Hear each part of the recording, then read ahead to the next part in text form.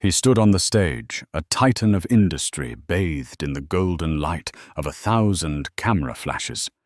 His arm wrapped not around his wife of 10 years, but around a woman half her age.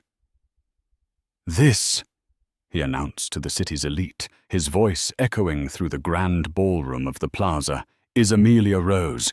She is my future." The silence was a deafening roar. But the real story wasn't the billionaire's public declaration of adultery. The real story was what happened the next day. While his name was being dragged through the mud of every tabloid, his pregnant wife, the woman he had so carelessly discarded, was being voted Woman of the Year.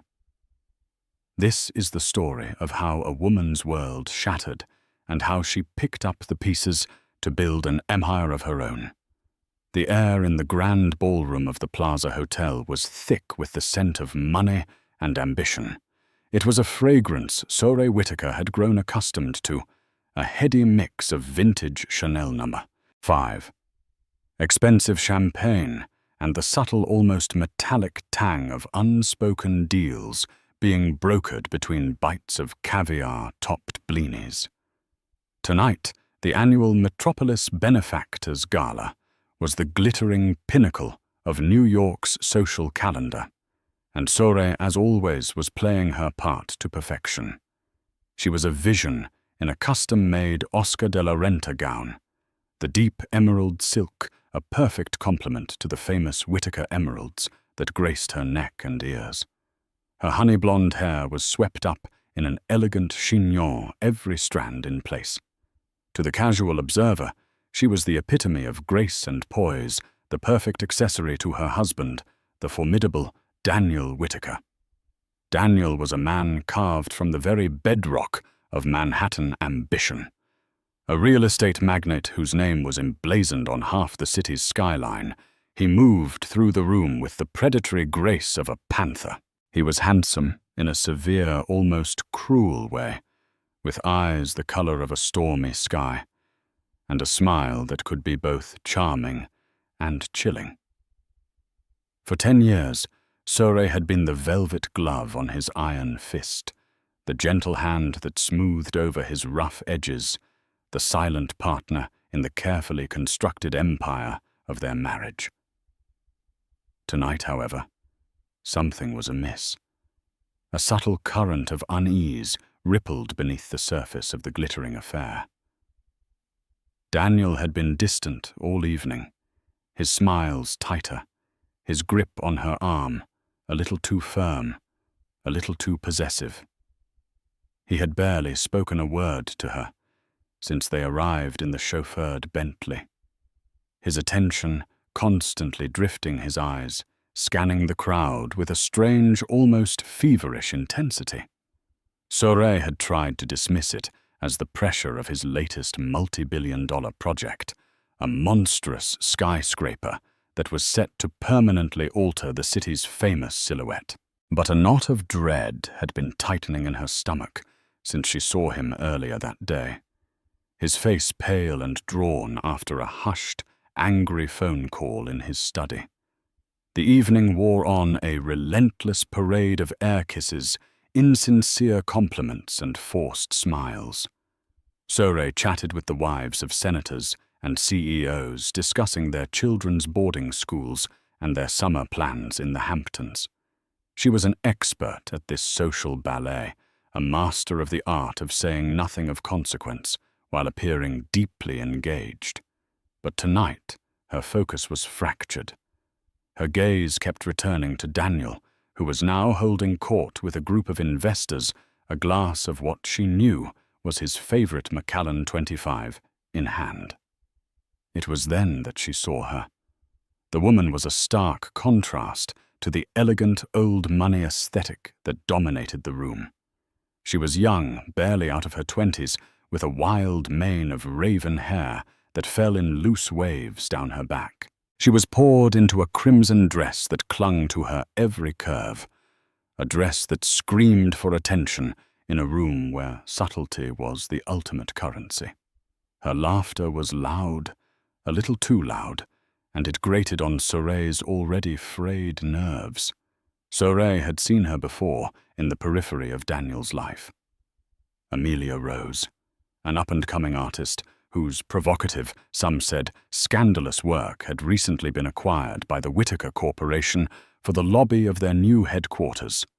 Daniel had dismissed her as a flavor of the month, a bold new voice in the art world. But the way he looked at her now, a possessive, almost hungry gleam in his eyes, told a different story. The knot in Soray's stomach tightened into a cold, hard stone. She had suspected, of course. The late nights at the office, the unexplained business trips, the sudden and uncharacteristic interest in the modern art scene. But she had pushed those suspicions down, burying them under the weight of her responsibilities as Mrs. Daniel Whitaker. She had a role to play, a life to maintain, a carefully constructed world to protect. But now that world was beginning to crumble. The gala was drawing to a close. The orchestra was playing a soft, lilting melody, and the waiters were beginning to clear the tables. Daniel, who was scheduled to give the closing remarks, made his way to the stage. He adjusted the microphone, his eyes scanning the crowd until they landed on Soray. He gave her a small, almost imperceptible nod, a silent command to watch, to witness. "Good evening, everyone." He began, his voice a smooth, confident baritone that commanded attention. He spoke of philanthropy, of the city's bright future, of the importance of giving back. The words were familiar, the same speech he gave every year. But tonight they sounded hollow, rehearsed. Then his tone shifted. "This year," he said, his voice dropping slightly, "has been a year of profound change for me, a year of re-evaluation." A murmur went through the crowd. This was not part of the script. "We build empires of steel and glass." Daniel continued, his gaze still locked on Soray. "But what of the empires of the heart? We chase success, wealth, power. But what of happiness?" Soray felt a cold dread wash over her. She knew with a terrifying certainty what was coming. She wanted to scream, to run, to disappear. But she was frozen in her chair, a statue of emeralds and silk, trapped in the harsh glare of the spotlight. "And so," Daniel said, his voice ringing with a false, almost theatrical sincerity, "I want to be honest with all of you, with myself." He paused, letting the silence hang in the air, thick with anticipation. Then he turned and extended his hand. "Amelia," he said, his voice suddenly soft, intimate, "will you join me?" Amelia rose. The woman in the crimson dress glided onto the stage, a triumphant smirk on her face. She took Daniel's hand, her fingers intertwining with his. The gasp that went through the room was a collective intake of breath, a single sharp sound of shock and disbelief. The camera flashes, which had been sporadic, now erupted in a frenzy, a blinding, relentless strobe of light. Daniel wrapped his arm around Amelia's waist, pulling her close. He looked out at the sea of stunned faces, his gaze finally leaving Soray and sweeping across the room. "This," he announced, his voice booming through the ballroom, "is Amelia Rose. She is my future." The silence that followed was a living, breathing thing. It was a silence filled with the unspoken thoughts of 1,000 people, a silence that was more damning than any scream. Soray felt the weight of every stare, every whispered comment, every pitying glance. She was no longer Soray Whitaker, the graceful, respected wife of a billionaire. She was a spectacle, a casualty, a woman publicly, brutally discarded. She could feel her heart hammering against her ribs, a frantic, trapped bird. Her vision swam, the glittering ballroom blurring into a kaleidoscope of light and colour. For a moment she thought she might faint. But then a strange, almost unnatural calm settled over her. She rose to her feet, her movements slow, deliberate. She did not look at Daniel. She did not look at Amelia Rose. She looked straight ahead, her chin held high, her back ramrod straight. She walked one foot in front of the other through the stunned, silent crowd. The sea of faces parted for her, a silent, almost reverent path opening up before her. She did not run. She did not cry. She simply walked a queen, abandoning her tarnished throne, leaving behind the ruins of a life that was no longer hers. The heavy doors of the ballroom swung shut behind her, the sound a final definitive end to a chapter of her life. The story, however, was far from over. It was just beginning. The heavy ornate doors of the grand ballroom swung shut behind Sorey, the soft thud a final punctuation mark on her public humiliation. The sudden silence of the marbled hallway was a stark contrast to the cacophony of camera flashes and shocked whispers she had left behind. For a moment she leaned against the cool, unforgiving wall, the emeralds on her neck feeling like a leaden weight. The adrenaline that had propelled her through the ballroom began to recede, leaving in its wake a deep, bone-aching chill. Her first instinct was to run to hail a cab and disappear into the anonymity of the New York night. But where would she go? The sprawling Fifth Avenue penthouse she had called home for a decade was no longer a sanctuary. It was his. The art on the walls, the bespoke furniture, the very air she breathed, it was all tainted by Daniel, by his betrayal. Her hand, as if of its own accord, went to her stomach. A secret she had been holding close, a tiny fluttering life that she had planned to share with Daniel tonight, a beacon of hope in their increasingly turbulent marriage. Now the secret felt like a shield, a reason to fight, a reason to not crumble under the weight of his cruelty. Mrs. Whittaker. A hesitant voice broke the silence. It was Arthur the Whittakers' long-time chauffeur, a man with kind eyes and a face etched with the lines of quiet loyalty. He had been with the family since before her marriage to Daniel, a silent witness to the unfolding drama of their lives. He stood by the open door of the Bentley, his expression a mixture of concern and professional discretion. "Arthur," Sorey said, her voice surprisingly steady, "take me to the Carlyle." It was an impulsive choice, a hotel that held no memories of Daniel, a place known for its old-world elegance and, more importantly, its discretion. She needed a neutral ground, a place to think, to breathe. The ride uptown was a blur. The city lights, usually a source of comfort and inspiration, seemed harsh and unforgiving. Sorey stared out at the passing storefronts, Tiffany & Co., Bergdorf, Goodman, Gucci, symbols of a life that now felt like a hollow facade. She could feel Arthur's occasional worried glances in the rearview mirror, but he remained silent, a silent, comforting presence in the cocoon of the luxury sedan. As the Bentley pulled up to the discreet entrance of the Carlyle, the doorman in his crisp, white-gloved uniform rushed to open her door. "Welcome to the Carlyle, Mrs. Whittaker," he said, his voice a smooth, practiced murmur. The use of her married name was a fresh sting, a reminder of an identity she now had to shed. She checked in under her maiden name, Sorey Davenport, a name that felt both foreign and strangely liberating. The suite, the hotel manager, a man who recognized her instantly, but had the good sense not to show it, assigned her was on a high floor with a panoramic view of Central Park.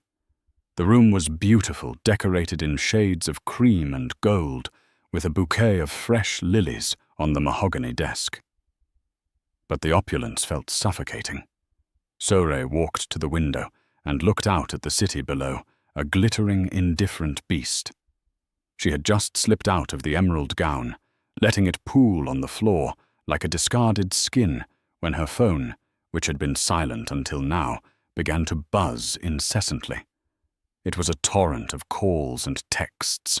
Her mother, her sister, her so-called friends from the social circle she had so carefully cultivated. She ignored them all. She knew what they wanted, the sordid details, the vicarious thrill of her public downfall. Then a name flashed on the screen that made her blood run cold. Daniel.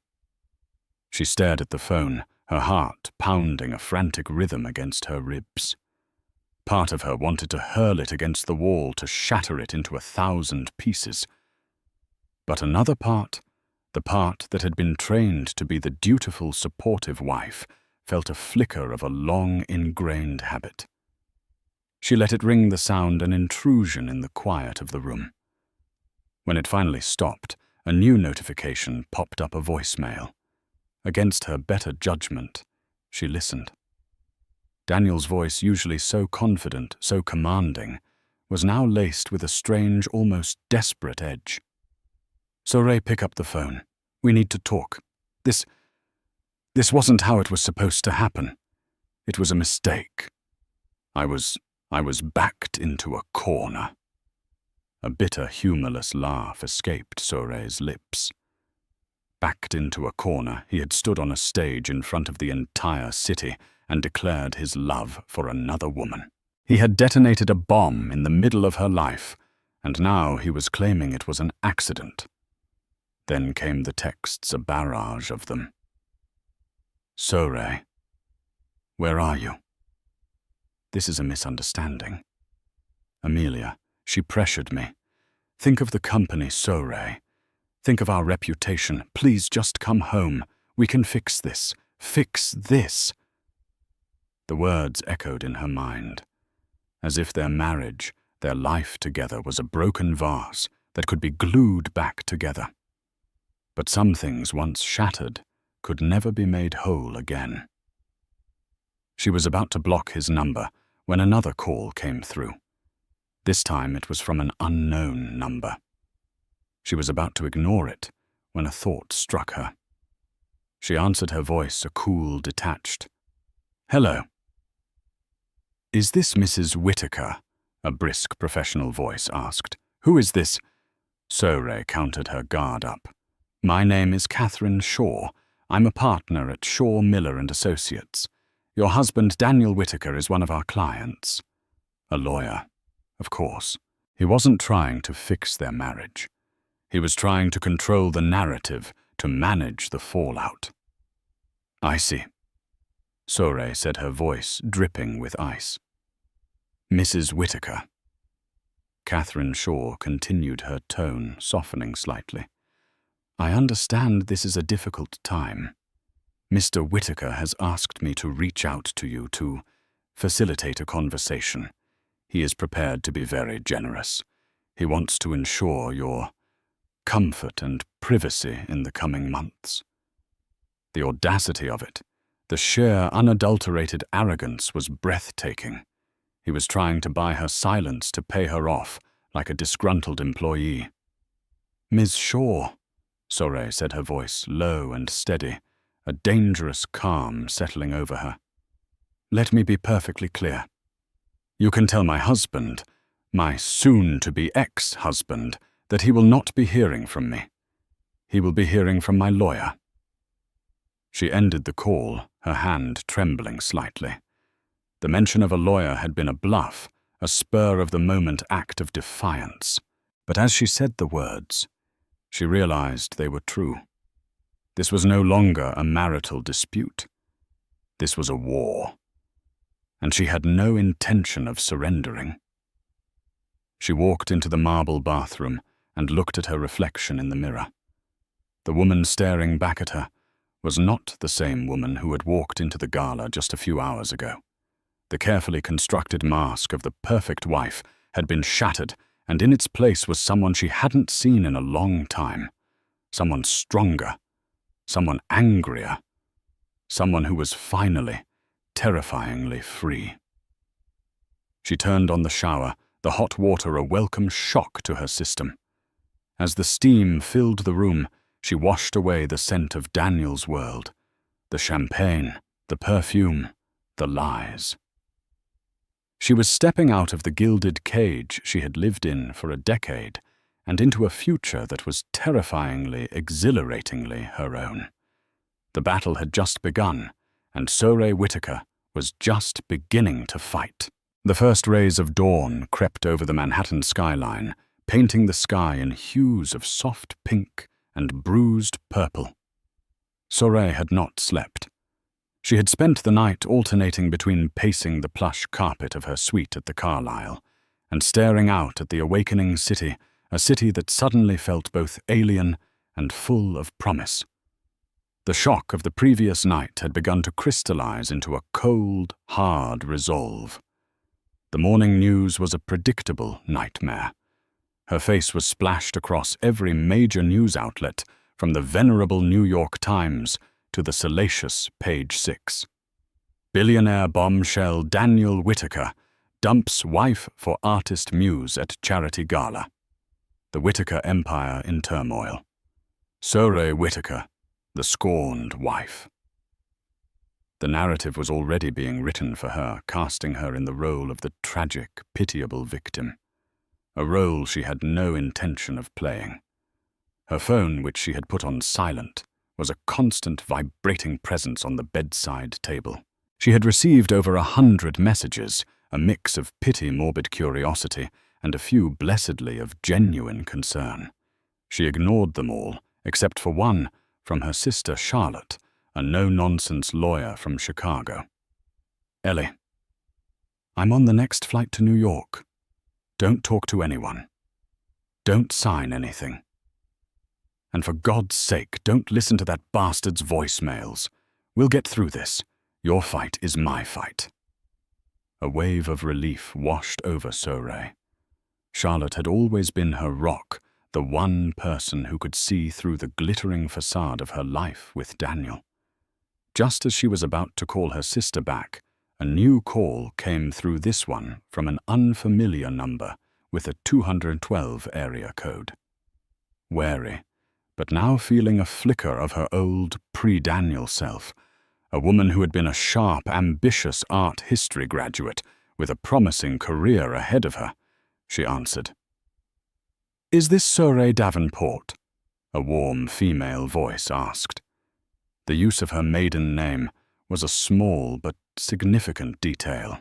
"This is she," Sore replied, her voice still hoarse from a night of unshed tears. "My name is Beatrice Fairfax. I'm the president of the Women's Leadership Alliance of New York." Sore's brow furrowed. She knew of the organization, of course.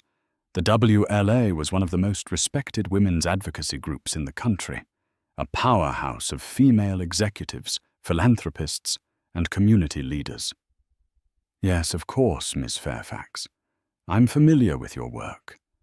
Please call me Beatrice," the woman said, her voice kind. "Sore, I know this is an incredibly difficult time for you, and I apologize for the intrusion. But I'm calling for a very specific reason." Sore waited, a sense of unease creeping over her. "Every year," Beatrice continued, "the WLA honors a woman who has made a significant contribution to the city of New York, a woman who embodies strength, resilience, and a commitment to uplifting others. The award is called the Woman of the Year." Sore's heart skipped a beat.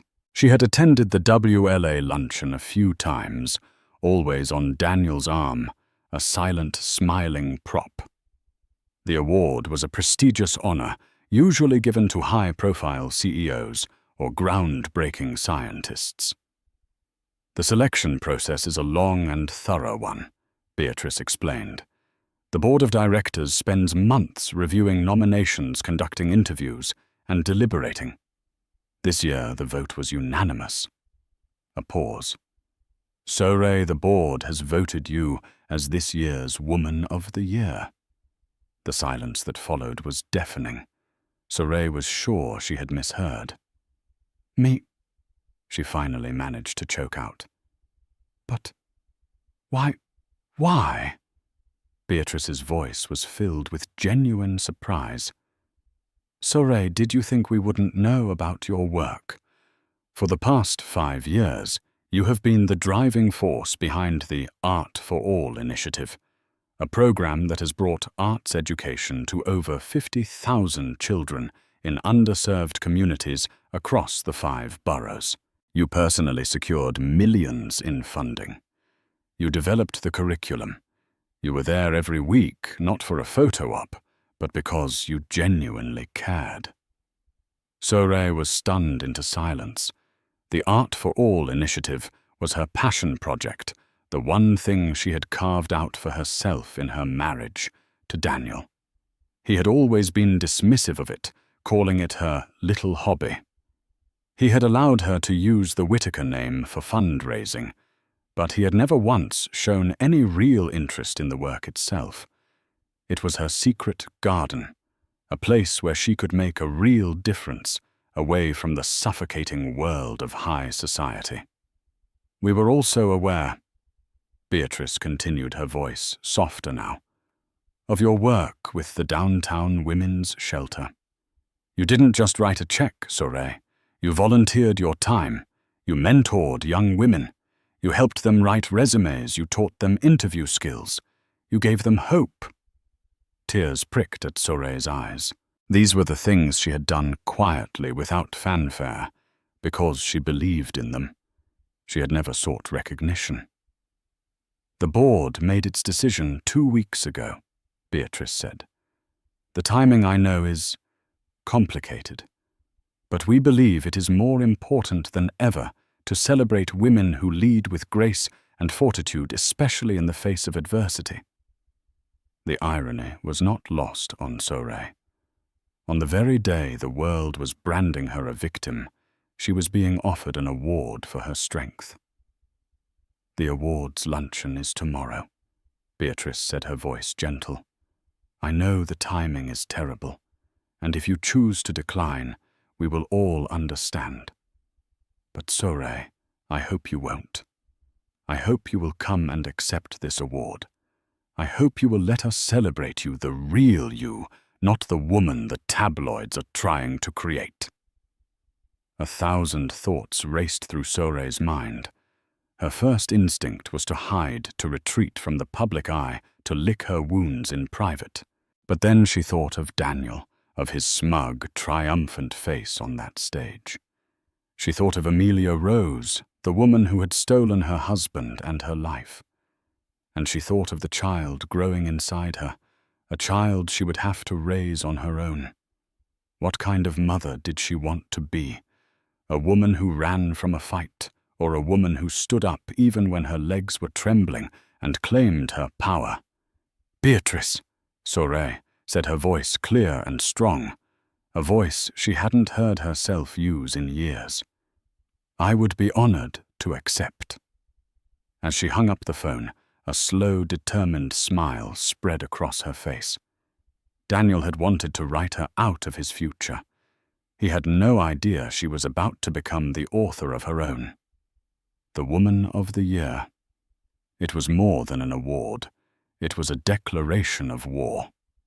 And Sorey Whitaker was ready for battle. The next 24 hours were a whirlwind of calculated, deliberate action. The old Sorey, the one who deferred to Daniel on every decision, who moved through life with a quiet, almost apologetic grace, was gone. In her place was a woman with a newfound sense of purpose, a woman who was rediscovering the sharp, decisive mind she had allowed to lie dormant for a decade. Her first call was to her sister Charlotte, who was already on a plane, her briefcase filled with legal documents, and her heart filled with a righteous fury. Ellie, are you sure about this? Charlotte had asked, her voice crackling over the phone. Going to this luncheon, it's walking into the lion's den. I know. Sorey had replied, her gaze steady on her reflection in the hotel room window. But the lion's den is my home turf, Char. I just forgot the rules of the jungle. It's time I reminded everyone who the queen is." Her second call was to a name she hadn't spoken in years, a man who had been a close friend in college, a brilliant, ambitious lawyer named Marcus Thorne. While Daniel had been building his empire of steel and glass, Marcus had been building his own empire of justice, a boutique law firm that specialized in high-stakes, high-profile divorces. He was known for his discretion, his razor-sharp intellect, and his utter ruthlessness in the courtroom. He was exactly who she needed. "Soray Davenport," Marcus had said, his voice warm with surprise. "I was wondering when you'd call. I saw the news. I'm sorry, Elle. Truly." "Don't be," Soray had said, her voice devoid of self-pity. "I need a shark, Marcus, and I hear you're the best." "For you, Soray," he had replied, a hint of steel in his voice. "I'll be a great white." With Charlotte handling the emotional support and Marcus handling the legal assault, Soray was free to focus on the immediate battle, the awards luncheon. She knew her appearance would be scrutinized, every detail dissected by the gossip columns and the society pages. She had to be flawless. Not in the way Daniel had demanded, a polished, perfect accessory, but in a way that projected strength, independence, and an unshakable sense of self. She declined the offers of her usual stylists and personal shoppers, the ones who had been on Daniel's payroll. Instead, she made a call to a small independent boutique in Soho, a place run by a young, fiercely talented designer named Isabella Rossi, whose work was known for its modern architectural lines and its unapologetic celebration of the female form. "I need a suit of armor," Soray had told Isabella over the phone, and a suit of armor was what she got. It arrived at her hotel suite that evening, a breathtaking creation of ivory white crepe. It was a pantsuit, a bold, almost defiant choice in a sea of luncheon dresses. The jacket was sharply tailored with strong, padded shoulders and a nipped-in waist. The trousers were wide-legged, flowing with a graceful yet powerful movement. It was a statement of intent, a declaration that she was here to do business, not to be admired. To complete the look, she chose a single piece of jewelry, a simple, elegant gold necklace with a small diamond-encrusted phoenix, a symbol of rebirth from the ashes. It was a piece she had bought for herself years ago, a secret indulgence that she had kept hidden in the back of her jewelry box. As she dressed on the morning of the luncheon, she felt a profound sense of transformation. The woman in the mirror was not the broken, humiliated wife from the gala. This woman's eyes were clear, her jaw was set, and her posture was ramrod straight. She was Soray Davenport, and she was ready for her close-up. Just as she was about to leave, her phone rang. It was an unknown number. Against her better judgment, she answered. "Soray." The voice was unmistakable. "Daniel." He sounded tired, strained. "What do you want, Daniel?" she asked, her voice as cold and hard as the marble floors of the hotel suite. I heard about the award," he stammered. "Congratulations. You deserve it." "I know I do," she replied, her voice unwavering. "Soray, please," he said, his voice dropping to a near whisper. "Don't do this. Don't make a scene. Think of our family. Think of our friends." A bitter laugh escaped her lips. "Our friends. Our family. You mean your business partners, your investors, the people you were so desperate to impress that you threw me to the wolves." "It wasn't like that," he insisted. "You don't understand." "Oh, I understand perfectly," she said, her voice laced with a newfound chilling calm. "I understand that you are a coward and a narcissist. I understand that you thought you could break me. But you are about to learn, Daniel, that you have made a very, very big mistake. She hung up before he could reply, her heart pounding with a mixture of anger and exhilaration. She had stood up to him for the first time in their marriage, and it felt intoxicating. As she rode the elevator down to the lobby where Charlotte was waiting for her, she caught her reflection in the polished brass doors. For a fleeting moment, she saw the ghost of the woman she had been, a woman who had been afraid of her own shadow, a woman who had allowed her light to be dimmed by the man she loved. But that woman was gone. In her place was a phoenix ready to rise. The ashes of her old life were behind her. The fire was just beginning. The ballroom of the St. Regis Hotel was a sea of female power. CEOs, senators, artists, and activists filled the room, a vibrant, buzzing ecosystem of intellect and influence.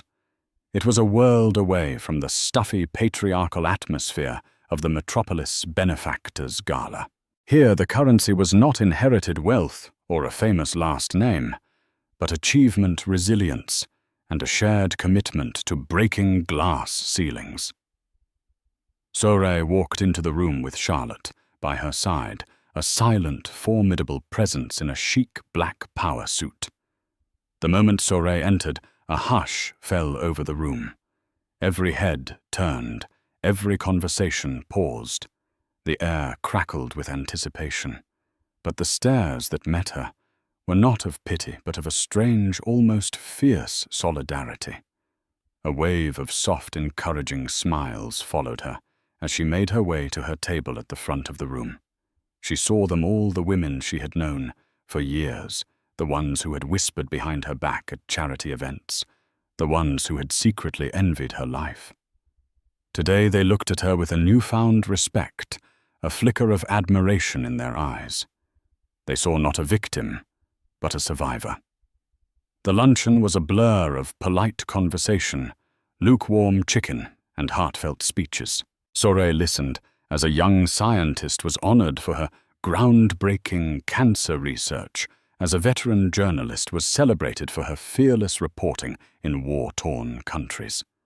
With each speech, Sorey felt a growing sense of humility and a renewed sense of purpose. Finally, Beatrice Fairfax, the president of the WLA, took to the stage. She was a woman in her late 60s with a mane of silver hair and eyes that sparkled with intelligence and humor. "Our final honoree," Beatrice began, her voice warm and resonant, "is a woman who many of you may think you know. A woman whose name has been in the headlines recently for reasons that have nothing to do with the incredible work she has done for this city." A murmur went through the crowd. "But we are not here today to talk about gossip," Beatrice continued, her voice rising with passion. "We are here to talk about substance. We are here to celebrate a woman who for years has worked tirelessly, quietly, and without any expectation of recognition to make this city a better place." She went on to detail Sorey's work with the Art for All initiative, her hands-on involvement with the downtown women's shelter. She spoke of Sorey's passion, her dedication, her unwavering belief in the power of community. By the time Beatrice had finished, there was not a dry eye in the house. "It is my great honor," Beatrice concluded, her voice thick with emotion, "to present the 2025 Woman of the Year Award to a true leader, a true philanthropist, and a true inspiration, Miss Sorey Davenport." The room erupted in a thunderous standing ovation. Sorey felt a wave of dizziness wash over her as she rose to her feet. The applause was a physical force, a wave of support that seemed to lift her up, to carry her to the stage. She took the crystal trophy from Beatrice's hands, its weight a comforting, solid presence. She stepped up to the podium, looking out at the sea of faces, a blur of support and encouragement. Her heart was pounding, but her mind was crystal clear. She took a deep breath and began to speak. "Thank you," she said. her voice clear and steady, amplified by the microphone. "Thank you, Beatrice, and thank you to the board of the Women's Leadership Alliance. I am humbled and deeply honored to be in the company of such extraordinary women." She paused, her gaze sweeping across the room. "The past few days have been educational," she said, a small, wry smile playing on her lips. A ripple of soft, knowing laughter went through the audience. "I have learned that the stories that are told about us are not always the stories that define us. I have learned that a woman's worth is not measured by the man standing beside her, but by the strength and integrity she carries within her." Her eyes found Charlotte in the crowd, who gave her a small, encouraging nod. "For 10 years, Sorey continued, her voice growing stronger, more confident, I lived a life that was in many ways a reflection of someone else's ambitions, someone else's dreams. I was a supportive partner, a gracious hostess, a silent contributor, and I was proud of the work I did, both in my home and in my community. But somewhere along the way, I allowed my own voice to become a whisper." She looked down at the award in her hands. "This award," she said, her voice thick with emotion, "is not just an honor. It is a reminder that my voice matters, that my work matters, that I matter. There will be those," she said, her gaze direct and unflinching, "who will try to write my story for me. They will cast me as a victim, a scorned woman, a tragic figure. But I am not a victim. I am not tragic. I am a woman who has been given a second chance, a chance to rebuild, a chance to redefine, a chance to reclaim my own narrative." She then announced, to the astonishment of the room, that she would be pledging the entirety of her divorce settlement, a sum she knew would be in the hundreds of millions, to the creation of a new foundation, the Davenport Foundation for Women and the Arts, dedicated to supporting female artists and empowering women in underserved communities. The room erupted in another even more deafening round of applause.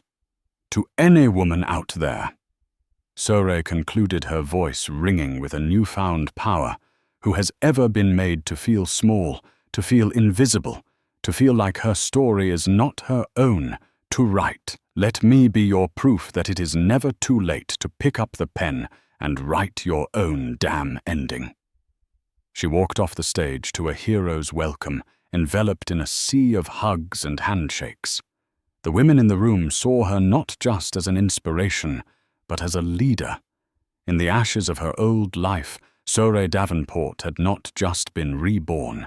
She had been crowned. The applause from the saint. Regis Ballroom seemed to follow Sorey all the way back to the Carlisle, a resonant, empowering echo in her ears. She returned not to the funereal silence of the suite she'd first escaped to, but to a space that had been transformed. Charlotte had ordered in a feast of sushi and champagne, and the suite, once a lonely refuge, now buzzed with the energy of a nascent headquarters. Beatrice Fairfax had insisted on accompanying them, along with 2 other influential members of the WLA board. What had been a battle was now a campaign, and Sorey was its undisputed general. Her phone, which she'd entrusted to Charlotte during the luncheon, was no longer a source of dread. It was a conduit of power. It lit up not with pitying texts, but with emails from headhunters, invitations to sit on corporate boards, and interview requests from every major news outlet, from the Wall Street Journal to a coveted spot on a prime-time news program. "Look at this," Charlotte said, her voice a mix of awe and fierce pride, scrolling through the alerts. "Bloomberg wants to do a feature on the new foundation. They're not calling you a socialite, Ellie. They're calling you a major new force in impact investing." They flicked on the television. The story was leading every channel.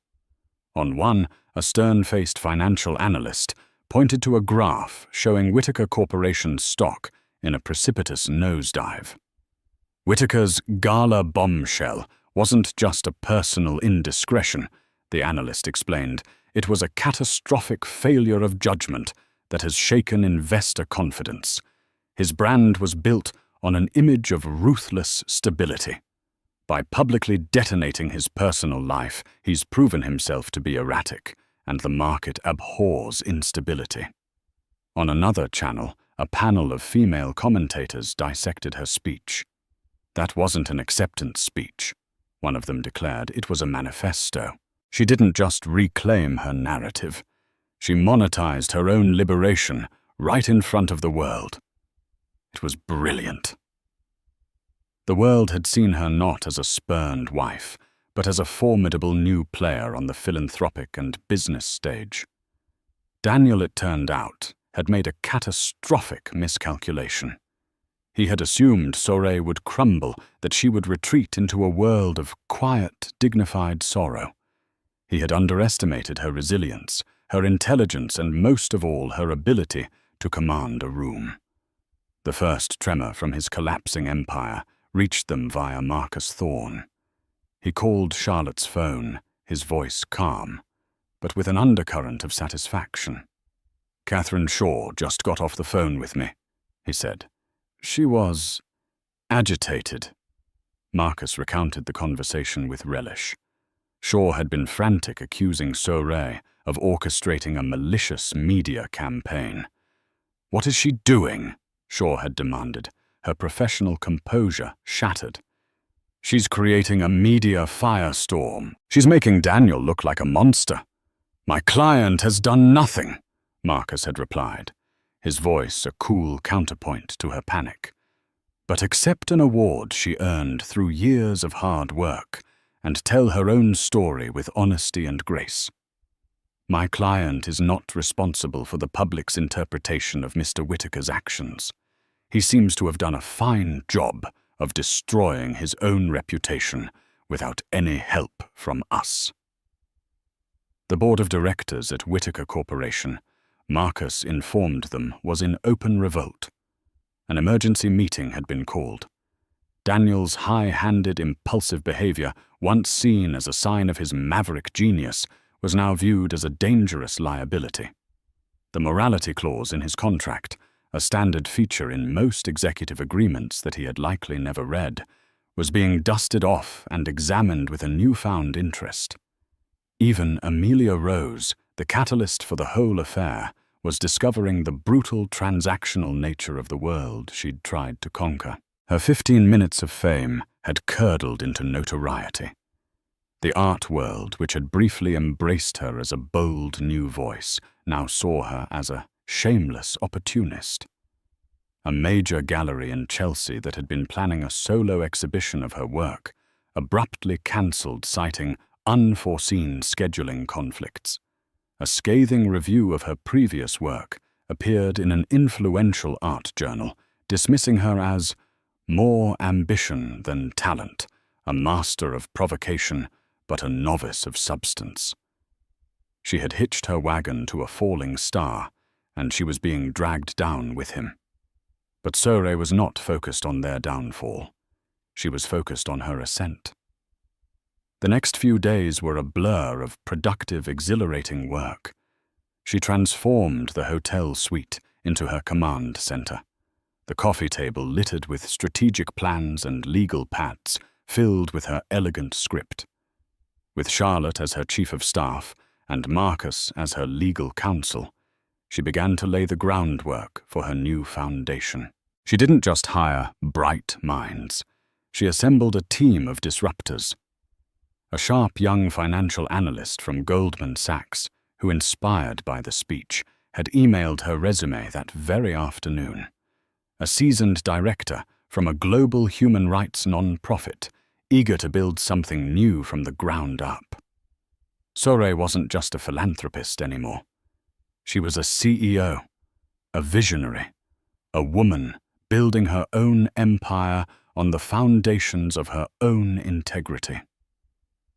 One evening, amidst the whirlwind of activity, There was a soft knock on her door.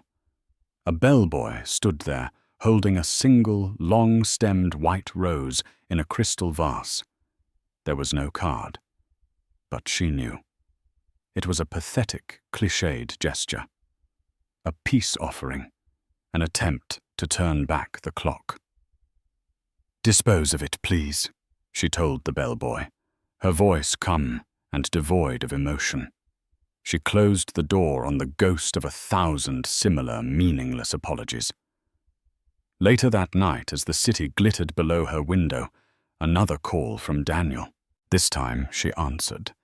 She owed it to herself to hear the final desperate gasps of the man he used to be. "Sore." His voice was a ghost of its former self, stripped of its arrogance, its booming confidence. It was thin, strained. "I saw you on the news. You were magnificent." "I know," she replied, her voice as cool and even as the glass of the window she looked through. I made a mistake, Sore. A terrible, unforgivable mistake. I was a fool."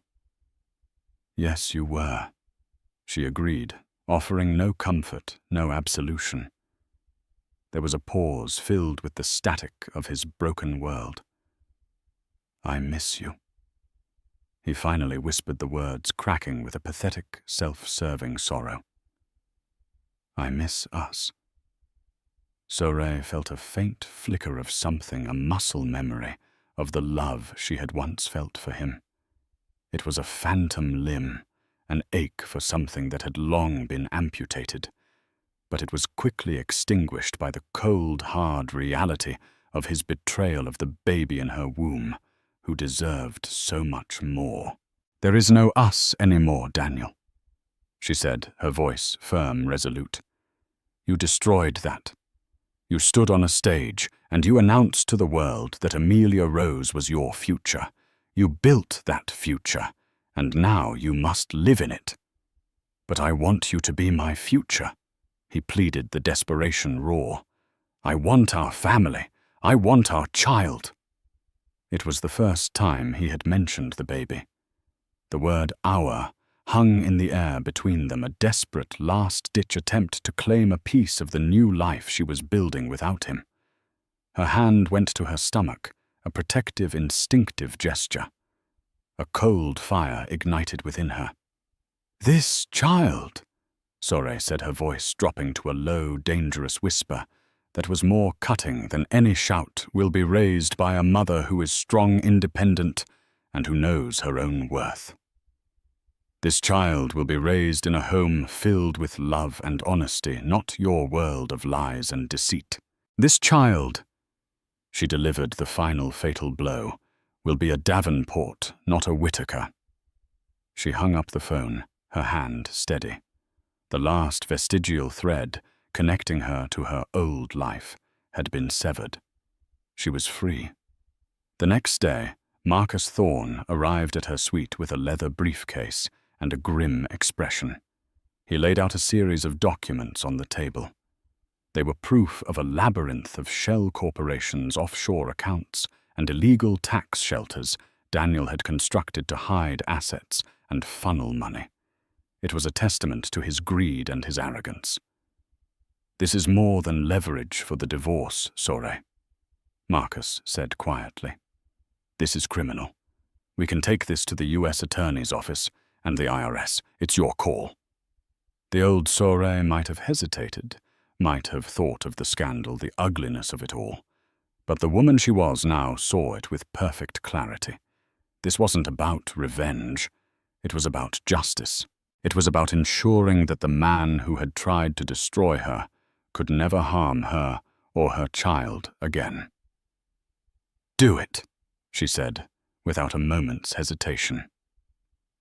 While Daniel Whittaker, the titan of industry, was about to face a new kind of battle against federal prosecutors, one he could not win with charm or intimidation. Sore was looking forward. That afternoon, she closed on a new home. It wasn't a sterile penthouse overlooking the park, but a beautiful, light-filled brownstone on a tree-lined street in the West Village. It had a garden in the back, a fireplace in the living room, and a sunny room on the top floor that would make a perfect nursery. It was a home, not a showroom. As she stood in the empty living room, the late afternoon sun streaming through the bay windows, she felt a profound sense of peace. She was no longer a reflection of Daniel's ambition. She was the architect of her own life.